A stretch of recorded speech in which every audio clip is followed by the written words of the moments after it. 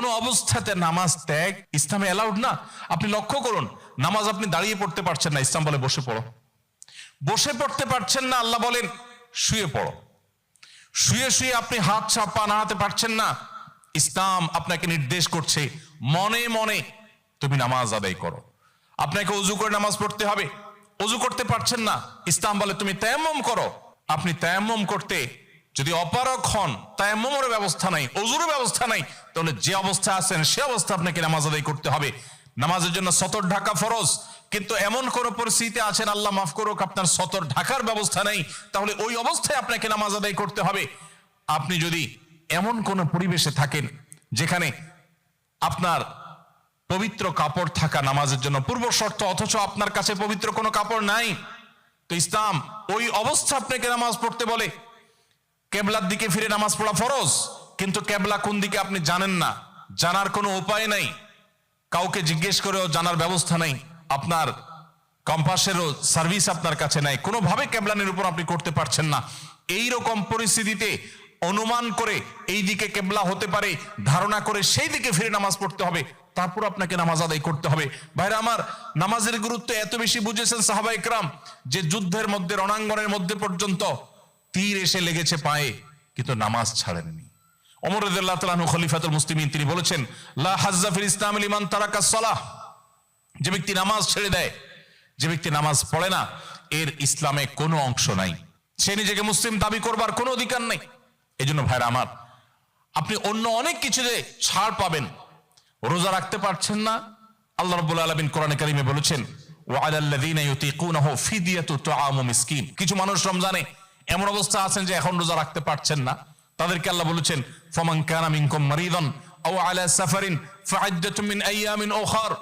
কেউ যদি অসুস্থতার কারণে, সফরে থাকার কারণে রোজা রাখতে কষ্ট হয়, তাহলে সে রমজানের রোজা না রেখে এই কয়েকটা রোজা, যেগুলো সফর কিংবা অসুস্থতার কারণে, কারো জ্বর হয়েছে, অসুস্থ হয়েছেন, রোজা রাখাটা টাফ হচ্ছে, তার পানি পান করতে হবে, তাকে মেডিসিন নিতে হবে, না হলে তার বিপদ হতে পারে, এইরকম সিরিয়াস পর্যায়ে অসুস্থ হলে আল্লাহ তাআলা তার জন্য কোরআনে বিধান দিয়েছেন সে এই রোজাগুলো ভেঙে রমজানের বাইরে অন্য সময় রোজা রাখতে পারবে।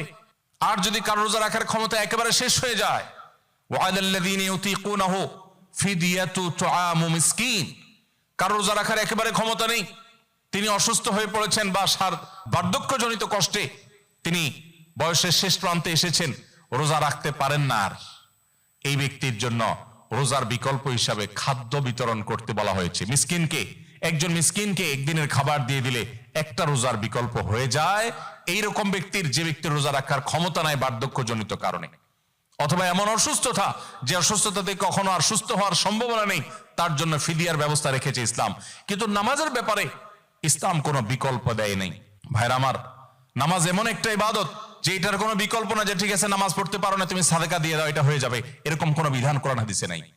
অতএব আমরা যদি নিজেদেরকে মুসলমান পরিচয় দিতে চাই, আমাদের ইসলামটাকে যদি আমরা ধারণ করতে চাই, তাহলে আমাদের 5 ওয়াক্ত নামাজকে সর্বোচ্চ গুরুত্ব দিতে হবে, যেই কোনো পরিস্থিতিতে আদায় করতে হবে। অনেক সময় হীনমন্যতা কাজ করে যে আমার এখানে কেউ মুসলমান না, আমি একা মুসলমান, একা নামাজ পড়লে সবাই তাকায় থাকবে, নামাজের কোনো আলাদা জায়গা নেই, তো তাকায় থাকবে।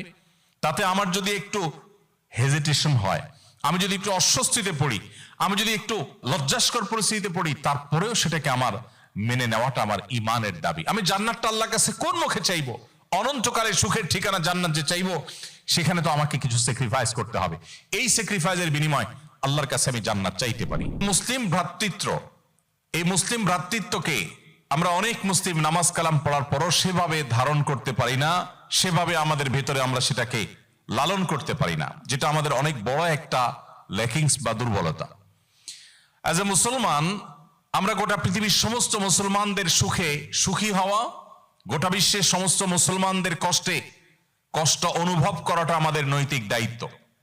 দুর্ভাগ্য আমাদের, গোটা বিশ্বের অন্য ভাষাভাষী মুসলিম তো পরের কথা, আমার স্বদেশী, আমার ভাষার যে সমস্ত মুসলিমেরা আছেন, তাদেরকে পর্যন্ত অনেক সময় আমরা আপন করতে পারি না, বা তাদেরকে ভাই হিসাবে আমরা ট্রিট বা জ্ঞান করতে পারি না।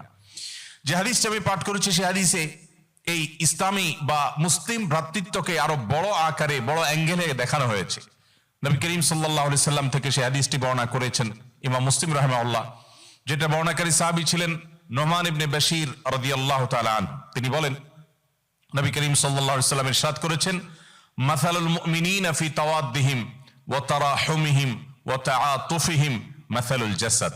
অর্থাৎ গোটা পৃথিবীর সমস্ত ঈমানদারদের পরস্পরের মধ্যে দৃষ্টান্ত হলো একে অন্যের প্রতি মায়া, মমতা, সহমর্মিতা, আন্তরিকতা, দয়া, অনুগ্রহ করা। এগুলোর ক্ষেত্রে গোটা বিশ্বের সমস্ত মুসলমানরা একটা দেহের মতো, একটা শরীরের মতো। ইদাশতাকা মিনহু উযওয়ান তাদাআ লাহু সাইরুল জাসাদি বিল সাহরি ওয়াল হুম্মা। একটা শরীর বা একটা দেহের যেরকম কোন একটা অঙ্গ যদি অসুস্থ হয় তাহলে পুরো শরীর সেটাকে অনুভব করে।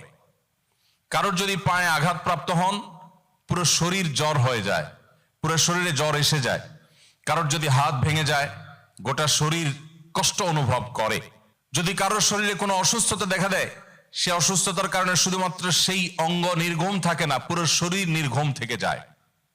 নবী করিম সাল্লাল্লাহু আলাইহি সাল্লামের এই ঐতিহাসিক হাদিস আমাদেরকে বিশাল বড় একটা দায়িত্ববোধের কথা স্মরণ করিয়ে দেয়।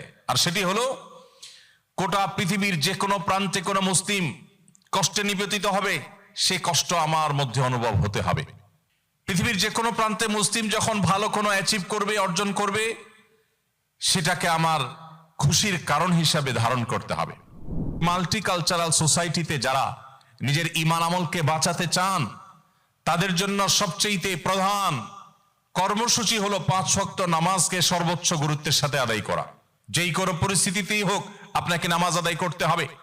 প্রিয় ভাইরা আমার, আমরা সেই রাসূলের উম্মত যে রাসূল সাল্লাল্লাহু আলাইহি সাল্লাম জীবনের শেষ মুহূর্তে অত্যন্ত কষ্ট করে যখন মাত্র 20-25 গজ দূরে নিজের বাসা থেকে মসজিদ এতটুকু দূরে গিয়ে নামাজ আদায় করার মতো শক্তিও ছিল না, তখন আমাদের প্রিয় নবী সাল্লাল্লাহু আলাইহি সাল্লাম একদিকে হামজা রাদিয়াল্লাহু তাআলা আনহু, আরেকদিকে আলী রাদিয়াল্লাহু তাআলা আনহুর কাঁধে দুটি হাত রেখে, দুইজন সাহাবী আলী রাদিয়াল্লাহু তাআলা এবং আরেকজন সম্ভবত আব্বাস রাদিয়াল্লাহু তাআলা আনহু, দুজনের কাঁধে দুটি হাত রেখে পুরো শরীরের ভার তাদের উপর ছেড়ে দিয়ে তারপরে পাওকে মাটিতে টানতে টানতে টেনে হেঁচড়ে নিয়ে তারপর তিনি জামাতের সাথে নামাজ আদায় করেছেন। তারপর নামাজ তরক করেননি।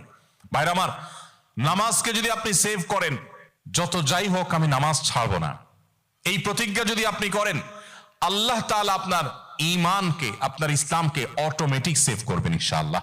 এজন্য ভাই, আপনি জব করছেন, চাকরি করছেন, আপনার পেশাবের জন্য, আপনার ওয়াশরুমে যাওয়ার জন্য যে সময়টা আপনি পাবেন ওই সময়টা থেকে বাঁচিয়ে হলেও আপনি অন্তত ফরজ নামাজগুলো আপনাকে পড়ে ফেলতে হবে।